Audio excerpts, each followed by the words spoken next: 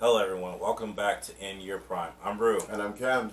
Today's topic, we're going to be talking about hate speech versus free speech, right? We all know this is a very controversial topic to talk about, right? We hear about it every single day in the news, on social media. We know people have gotten fired from their jobs from it.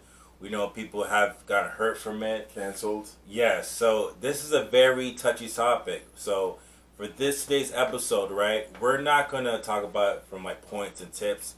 We're going to talk about it from a perspective of, like, we're just talking to you in your living room, right? Open dialogue. So today's going to be a little bit differently. And here we like to switch things up in your prime, right? We don't like to stay stationary. We don't like to stay the same. So we hope you enjoy this episode. So stay tuned. So in today's topic of free speech versus hate speech, it feels so abnormal in a way. Because you and I talk about different things on social media that we see. Yeah. Like people getting canceled, people being upheld for saying certain things. Of course. Been crazy out there. It feels different to be able to talk about this. But from what we've noticed in today's society, today's cultures, people are kind of getting canceled left and right. Some of your favorite TV shows are getting canceled. Some of your favorite speakers, your favorite YouTube people are getting canceled. Thankfully, we haven't. But a lot of people are getting demonetized for things that maybe is personal and true to them, but it might be aggravating or insulting a certain demographic of people, which is completely understandable. So we definitely want to be able to talk about the realities of life. You know, sometimes the realities of life are very ugly, and it's not things you necessarily want to confront. Some emotions that you're going through, maybe some past trauma, some past insecurities. Absolutely. A lot of times it's easier to sweep that under the rug, but in this channel we confront things directly. Head on. So, like, I definitely want to be able to say, like, there's pros and cons to both. Of course. And I think that's something that you and I can freely speak about, because like you said, we've done this in the past. We typically share, like, the things that we support and the things that we don't necessarily agree with. And sometimes we don't agree on certain topics and issues, and that's okay. You know what I'm saying? Completely normal. Yeah. Still buzz at the end of the day, right? I would hope so. Oh. So yeah, with free speech, we'll start with that. The freedom of speech.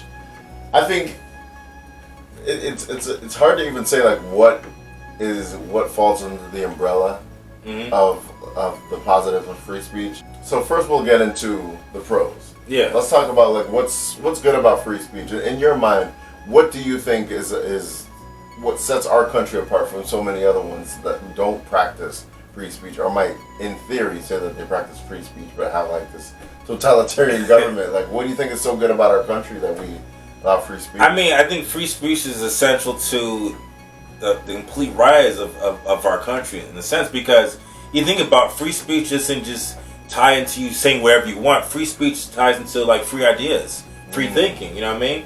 Free, because of innovations that we have in technology and science and math and any type of art, it's because someone had to think of it, right? Sure. And if you're told to think the same way of everyone else or to act the way same else, some of these ideas and innovations would never have manifested if people weren't able to freely just think and talk and share their ideas. Because if everyone's thinking the same way, no one wants to talk about this, no one wants to say this, then you can't have other people think of new ideas and get together and forming even better ideas for innovations, for things to grow. So I think people don't understand the how serious and how detrimental free speech is to not just this country, but just to society in general.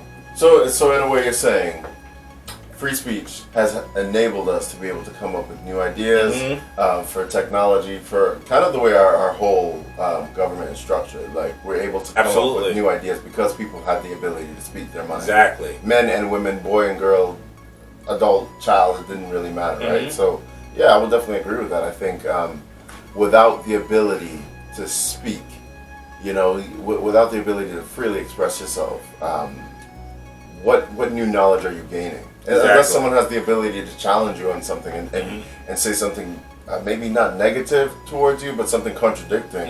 How can your theory ever be tested? How can you have a new idea in this thing if you've only lived under this dogma for so long, right? And I think sometimes that's why anyone who gets set up in a certain way of thinking, a certain paradigm, if they're set in their ways, as we typically hear older people are, they get set in their ways. Yeah. It's harder for them to change. It's harder for them to adapt, and in reality, it's harder for them to grow. Exactly. Yeah. So I could definitely see that.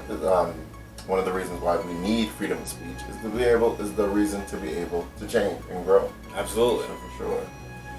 When it comes to now, like you said, this might get. You might raise your eyebrows when you hear about this one. But when it comes to the pros of free speech, would you say that there even is any pros of free speech? Like, what are the positives that someone can gain from hate speech? Oh, okay. It's positive from hate speech. Well, I don't think there's really any necessary positive of hate speech, but I can say there is positive to, people who speak, criticisms, who probably critique your speech or critique what you're doing. You know what I mean? Like, who give like maybe a negative or not like the best like review on your stuff, but even in that, it's a positive because like, from personal experience, like I remember I was like doing these dance moves, right? And I was like, doing really good. And also, I had a hater in the audience, a hater on deck, and said, "Oh, you only do this one type of move. Why don't you never do this type of move?" So I'm like, you know what? You're right. I don't do that type of move. So then I started learning that type of move, and made my actual dancing 10 times better, or actually even better than them. So that's actually was a positive, right? But I don't think we should ever see his dance moves. Go to his channel; they're pretty legit. Yeah, no, don't tell that now. Now until I can spin on my head. But anyways, but of course, we don't want to condone anything that has anything to do with hatred, or anything that has to do with bullying, abuse. That is never okay, and that should always be condemned, right? But it seems that the line keeps on moving. What is hatred? What is abusive? What is damaging? And when you move that bar, you can make anything as seen as hatred, anything as seen as abuse. Anything that doesn't agree with what you have to say. Exactly. Like, if you want to consider that hate speech. And yeah, that's true. Like, there's a fine line between hate speech and just speaking honestly. Just speaking objectively. Speaking alternatively to something. I just think so many people are getting canceled today for what they consider hate speech. But at the end of the day, it's just like all that person did was express themselves differently in a way that you're used to. It's not necessarily hate. It's just different from what you're hearing. And it almost goes without saying, but we should be able to tell what hate is. Right? And maybe there is no clear and cut definition because it's so vague of a term. But I think anything that kind of insults you, anything that kind of puts holes in your character, anything that comes off offensively, almost on purpose. With malicious intent. Maliciousness, I think it all comes to the type of intent person's giving. You can always tell when someone's like screaming at you, the face they're making that they really want to destroy you. Versus someone who just gives their opinion on something that you don't like. Like, to be honest with you, like, if anything, let's be honest, if our moms were put on the stand of social media like stand of like judgment, our moms would be canceled because our moms always spoke the truth to us. We'll be the first ones canceled. Hey, my mom like what you said to me, you know what I mean? But we all know our moms love us and they critique us and give us that type of like criticisms because they love us, because it'll be better for us in the end. It might hurt at first, and it's the same thing. Like if your friend is telling you something, if your friend has to kind of put you in your place, if your friend is the one speaking rationally to you and telling you something that you need to hear, yes, it might hurt, but honestly, at the end of the day, that might help you. Exactly. So what we're saying is there's no pro to hate speech in and of itself, because hate is hate. And hate should nothing not be pro to hate. Right. But there is a pro to constructive criticism. There's a pro to thinking differently. Because like Jordan Peterson said, in order to be able to think, you have to risk being offensive. Your thought might be contradictory towards another person's thought, and that's completely okay. When it starts to become a problem is when you're attacking someone's their personal beliefs, when you're attacking their character, when you're doing it with malicious intent. That's when it starts to become just something that's not necessary. Especially when you're making up things that are not true. Now, if you're just saying true facts about someone, what they did, that I feel like that's fine. But if you're going to extreme lengths to destroy someone's character, and that's what's that okay. And he mentioned Jordan Peterson when he said, but there's certain things he told me that he doesn't agree with Jordan Peterson on. And that's 100% okay. You know what I mean? Because at the end of the day, it's like we all grew up differently. We all have different perspectives in lives. Mm-hmm. So naturally, we're all going to have different opinions on how things are and how things should be. Facts. Doesn't make us evil. Doesn't make us bad. Just makes us Human. unique. Yeah, You're right. yeah. Human. That's part of you. That's part of living in this world. There's gonna how many different people on this earth? There's gonna be different opinions. Exactly. Yeah, Man. just gotta be able to And deal you with love it. and I love it too. Facts. Diversity. All right, so we went through the pros of free speech. We went through some of the pros of hate speech. Yeah. We went to the pros of more constructive criticism. Mm-hmm. Let's get into the cons. Let's get into like what might be bad, because we're talking about free speech, and free speech in and of itself sounds good. Who doesn't want that? Like our government was kind of based, or excuse me, our country kind of rules or runs so well because of it, because of free speech. What might be a con of that? What might be like a drawback to having so much ability to be able to speak your mind? Like, what do you think? I think in certain situations, the wrong people saying the wrong thing could cause a lot of damage, right? And that's going to be one of the cons of free speech, right? Because, say for example, like if someone pulled a fire alarm off at the school, right, and everyone panicked because automatically that was never me. I was just a class clown. I just made jokes. That's it, ladies and gentlemen. Yeah, you never pulled a fire alarm. Good job. Yeah, you did everything else. I'll teach you. Yeah, those firecrackers. Anyways, I wasn't able to afford all that. Yeah, but anyways, was I absent that day? I hope so. Don't come to school. But anyways, yeah. So I think one of the cons of free speech is like you're gonna have people who are irresponsible, saying the wrong things and causing people to do the wrong things. Right? If you have someone like, I guess one of those a famous person who got some information wrong, said that this a tragedy was fake, was staged, and turns out it was true. You can cause a lot of serious emotional damage, and not to be funny, the whole emotional damage line, but you can cause a lot of like suffering and agonizing pain to someone unnecessarily who doesn't need that extra pain and suffering. Right? I won't mention his name because I don't know if I'll mention his name. Something will happen, like Beetlejuice or something like that, or like the Candyman. But it's just the fact that can be damaging in the sense that if you're irresponsible, you could hurt someone's life in a sense. You cause someone to hurt themselves. I think in certain situations where sometimes you get situations where media is constantly reporting on someone or constantly following them, always taking pictures, and cause them to get more into drugs, more into depression, and end up, unfortunately doing the unforgivable thing, which is, doing it. Well, we'll mention this on the show, but you know what I mean when I say that. And that's the dangerous of that, right? Because we have to think, even though words, they say sticks and stones may break my bones, but words never hurt me. They do hurt people, and they can affect people. You know what I mean? Because ultimately, what controls what we do and how we perceive things is our mind, right? And what can be said, what can be heard, can translate to our thoughts, right? And our thoughts become actions, ultimately, and those actions can lead to our demise. So I think that senses that there should be, censorship when it comes to certain things, when it comes to people saying the wrong things, right? Some can cause a national like panic for saying the wrong things. Like if I just went on a loudspeaker on a national government radio and said, "Hey, a missile's coming! Everyone duck and cover! Everyone abandon the streets! There's chaos in the streets!" You know what I'm saying? Everyone's gonna panic, and then millions of dollars gonna be like destroyed and like property damage. So that's definitely damaging. So not anyone can say that. Yeah, and I was just having this conversation with a friend not too long ago. She was talking about how her parents seemed to be very kind of abrasive when she was growing up. And it's kind of like you revisit your childhood, think about a lot of the things that were said to you in passing, things that weren't necessarily meant to sound mean and cruel, but they came off that way regardless. Even as an adult today, and I'm sure a lot of us have those friends or people that we run into.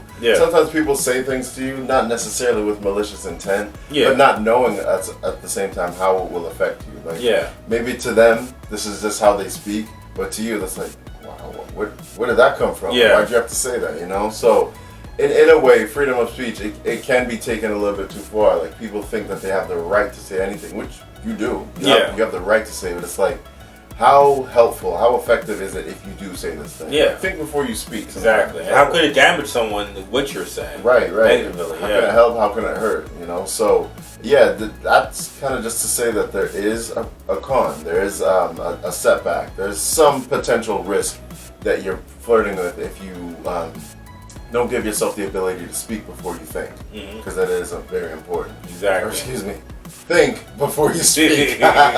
Maybe you should follow your own advice. I need to write this down or something. So, open dialogue, people. You guys seen the rawness of In Your Prime. We'll probably edit that part out too, right? No, we're keeping it in.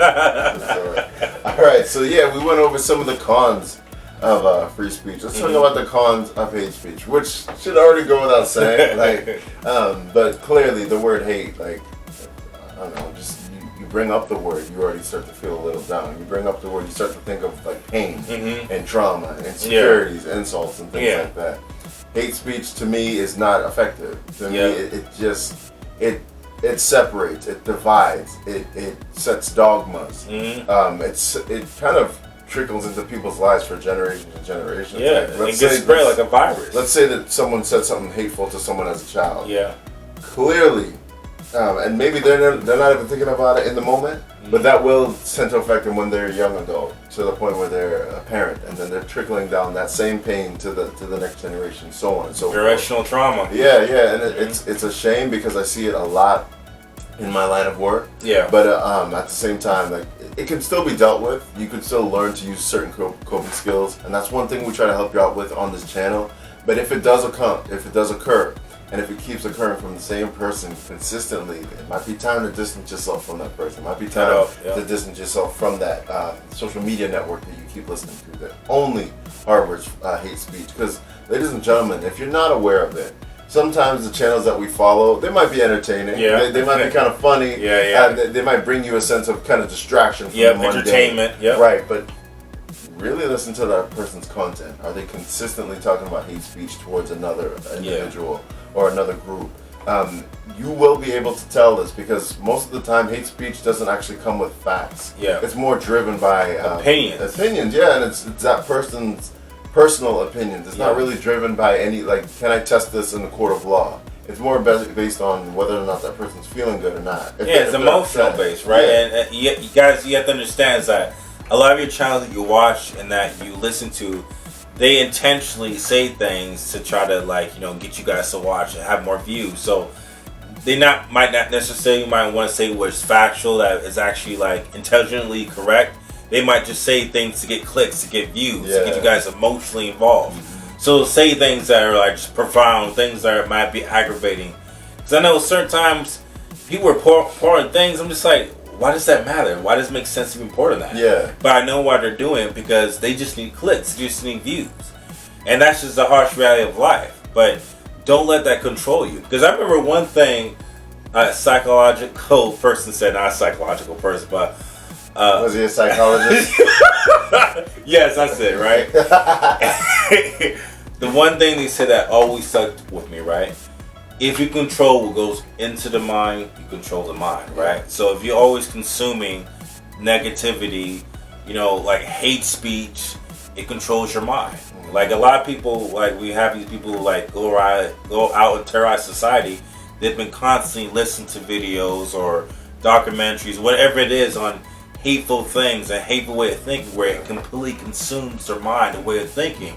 To that point, they're just thinking delusional. They're not even in grips with reality, right? And they don't and they go out and do these atrocities because they have no sense of what's actually happening in their own minds. Yeah. So with hate speech, you never really know who you're affecting, and you might not even consider it hate speech. The person who's saying it might not consider it hate speech. Yeah. But there, like we talked about throughout this video, there is a fine line between hate speech and honesty. Yeah. But you'll know the difference. Like, you can almost feel the difference. I like Maya Angelou's quote. A person might not and I might even misquote this, but a person might not remember what you said to them. They might not remember what you did to them, but a person will remember how you made them feel. Yep. Like, we tend to think of ourselves as very rational, intelligent creatures, which we are. Yep. But at the same time, we're very emotional. Our emotions tend to be the driving factor behind any action that we take. So Absolutely. yeah, 100%. Just be very conscious of what you're saying to another person, right? You're risking the ability to hurt or insult a person with anything that you say. Yep. But most often than not, if you give yourself a chance to think before you speak, you might actually be saying something more helpful than hurtful. Absolutely. And I feel like we all should just be humble enough to feel that way, right? None of us are above like being humble enough to tell someone, hey, I'm sorry, my bad. Yeah. That offends you, right? You know what I mean? So you should never be like, oh, I have the right to say this and I can say what I want. Sometimes you don't know the traumatic things that people go through. Yeah. You know what I mean? Like, I remember one time, like, everyone's going through something, right? Exactly. And we don't know that, right? Sometimes, one time I did something to an individual, and in my opinion, and for everyone else, it wasn't something that was big. It was something that was like minor, because they went through a traumatic event in their past, their childhood. It was something big for them, right? But I didn't make excuses like, "Oh man, you shouldn't act like that. You're acting crazy." I immediately felt empathy for that person's pain and said, "Hey, I'm sorry. It wasn't my intention to do it that way, and I apologize that you felt that way." Yeah. Right? There's nothing wrong with that, right? In fact, I really like what you're saying. And here's one key point. I know we talked about we're not going to really give advice, but that's all part of it. Yeah. With free speech, that doesn't necessarily just mean that you have the ability to express yourself, express any good thoughts. That means you have the ability to apologize. That means you have the ability to kind of confront your own emotions and say like, yeah, man, I messed up. Hey, I'm sorry I said this incorrectly. Like, it also means that you have the ability to have the difficult conversation, whether or not you need to bring someone aside and say like, hey man, this can't work out anymore. It's nothing personal to you, but because of logistics, this can't be a possibility. Like that's another part of free speech, not just the glitz and glamour, not just all of the happy moments. You also have to be able to go into the abyss sometimes and confront some of those dark emotions. Like have the difficult conversation. If you have the ability to speak, it won't just always be positive. Sometimes it has to be something that maybe the other person has to hear, but it is necessary. So with what he's saying, I really like it. Sometimes you have to say the necessary thing. Not all of your conversations are going to be positive. Exactly. You're going to have to make that difficult choice, and you're going to have to be able to speak it. All right. Yeah. So learn how. That's another part of free speech, is just kind of learning how to speak positively as well. Exactly. Absolutely. And we're focusing on free speech and what we're speaking, but simultaneously we have to learn how to listen too. Because I feel like the only way we can really speak like fluently, freely, if you know how to listen first. You know what I mean? Because like I said, we want to promote free speech, but at the same time we don't want to promote hate speech, right? And I think one of the essential things of that, knowing the difference, knowing where the divide lines and where to draw the line, is here. Listen to that person's like pain. Listen to that person's views on things. It's too many times like we hear a little snippet or a little small little clip of what someone says and pretty much saying that that's what that person is. That's what that person believes. But we don't take the time to listen to that person, what they're saying, the context of the person, like their background, where they're from. There's a lot of cultural differences between people, right? Because a lot of times we'll see things on the news, we'll see things in society, and we think like, that's not that bad, or that really they got mad at that. But it's because of how we're raised, how we're brought up. We're brought up maybe more like stricter, or maybe more traditional wise. And some people are born more like free going, however you want to put it. There's nothing wrong with that, right? But at the same time, we have to listen. We have to identify that first before we give our thoughts and opinions. So let me ask you something. It sounds as if you're saying we need to learn kind of how to think. Well, definitely listen is part of it. But at the same time, when someone is saying something to you, listen and learn how to take things objectively. Like, don't always take things so personally to you that someone else might be coming from a different background, a different culture. They might not be trying to come off this way. So if I can kind of perceive it differently, if I can just kind of take in what that person is trying to tell me, rather than project an idea of what they're trying to tell me, maybe I could have a better response. Would you say that's fair? Exactly. And I'll give you guys a really good example on that.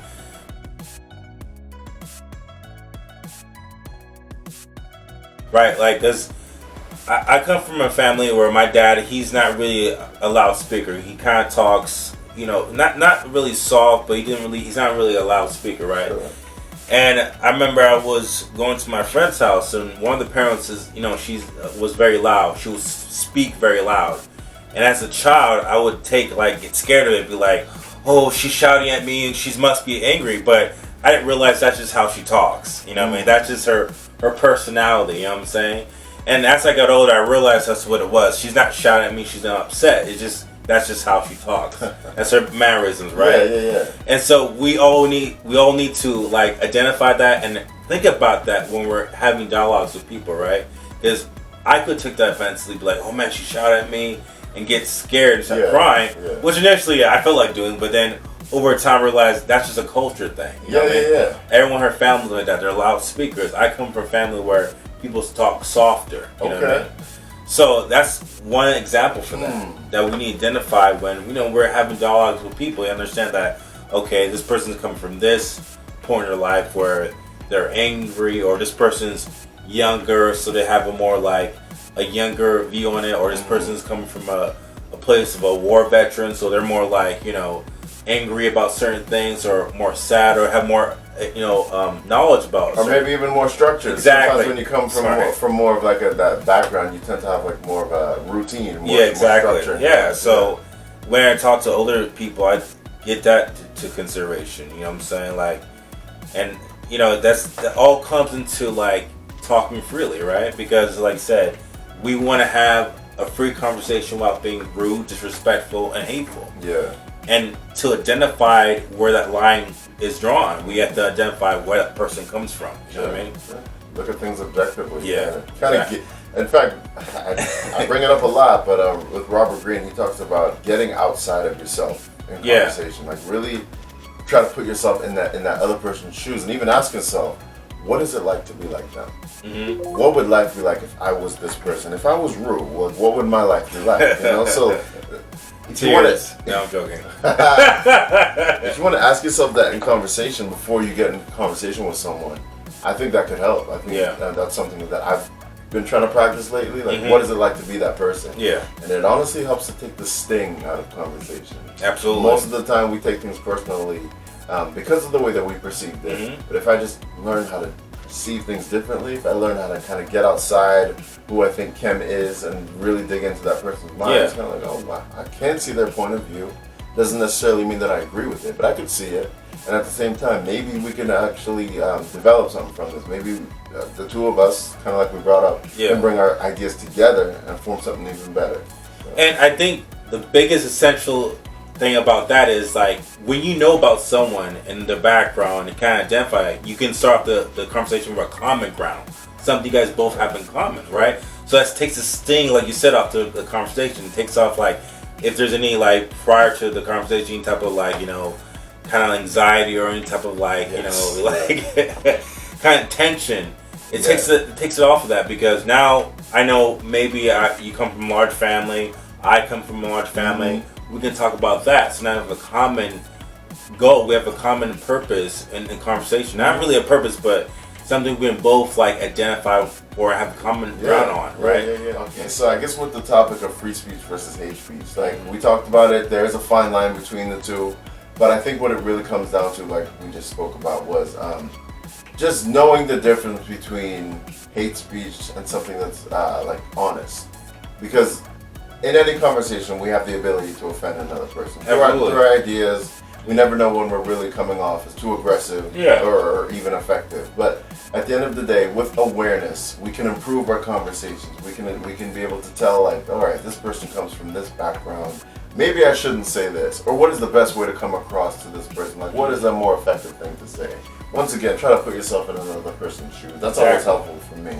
I am not perfect at this. There's times where I come off more aggressively than I want to, and then I have to deal with the repercussions later. But life is a process of continuing. Exactly. Right? We learn from these conversations, and that's one of the greatest things. That's the point. Yeah. Freedom of speech. Yeah, is to be able to have two conflicting ideas, and somehow make those ends meet to form some new brilliant idea that we couldn't have come up with just by our oneself. And you don't always have to come to an agreement. I mean, you can just leave the conversation not agreeing, but at least you understand other person's point of view. Very good, yeah. Because if you don't know the person's point of view, you might not actually disagree with them. And at the end of the day, you might actually, you know what? I actually don't disagree on that. We actually have more in common than I realize. You know what I'm saying? But you'll never know unless you have the dialogue, right? And you can't have the dialogue if you guys go into conversations, offending people, hate speech, right? So that's why it's good, like you said, to find a commonality between two parties. Absolutely. So hey everyone, that was another episode of In Your Prime. Like we said, today's episode was a little different, but we like to show you what we're like behind the scenes. Like even though you're seeing us on camera today, typically if we ever engage in conversation, we try to make it as open and honest as possible. So this episode was kind of just another reflection of that, right? So my name is Ken. I'm Rue. This was another episode of In Your Prime. We'll see you next time.